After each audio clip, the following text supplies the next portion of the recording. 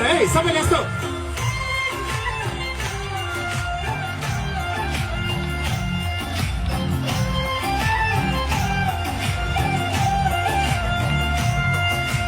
जोबान साथ्यौ कि धनको आशैले बहकायो कि तिमीलाई कसैले अलिक चर्को